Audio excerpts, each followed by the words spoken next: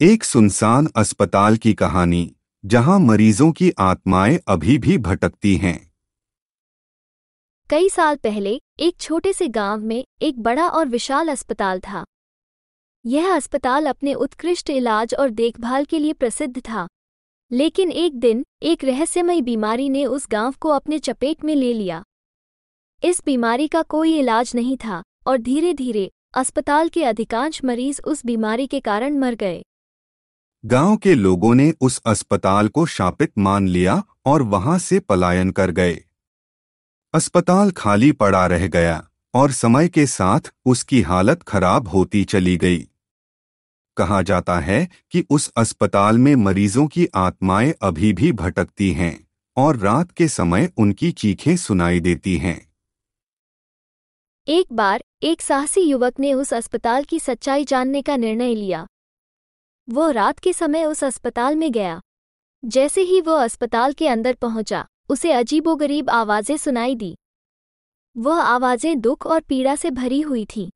उसने देखा कि अस्पताल की दीवारों पर अजीब चित्र बने हुए थे, जो शायद मरीजों की पीड़ा को दर्शाते थे। युवक ने उस अस्पताल के हर कोने की खोज की। उसने देखा कि कुछ कमरों में बिस्तर अभी भी बिछे हुए थे, जैसे कोई मरीज अभी भी वहां लेटा हो।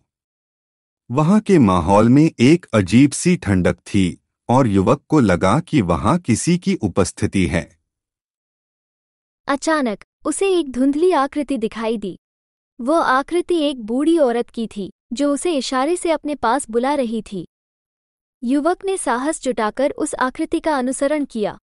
वो आकृति उसे अस्पताल के एक पुराने कमरे में ले गई, जहां पर एक पुरानी डायरी पड़ी थी। डायरी में उस अस्पताल के इतिहास और उसमें भर्ती रहे मरीजों की कहानियां लिखी थीं। युवक ने डायरी को पढ़ा और समझा कि वे आत्माएं अपनी कहानियों को दुनिया तक पहुंचाना चाहती थीं। वे चाहती थीं कि लोग उनके दर्द और पीड़ा को समझें और उन्हें याद रखें। युवक ने वादा किया कि वो उनकी कहानियों को दुनिया तक पहुंचाएगा। उसने वो डायरी अपने साथ ले गया और अस्पताल से बाहर आ गया। उसके बाद उसने उन मरीजों की कहानियों को लोगों तक पहुंचाया और उन्हें याद रखने का आग्रह किया। इस तरह उस सुनसान अस्पताल की आत्माएं शांति पा सकीं और उनकी कहानियां हमेशा के लिए लोगों के दिलों में बस गईं।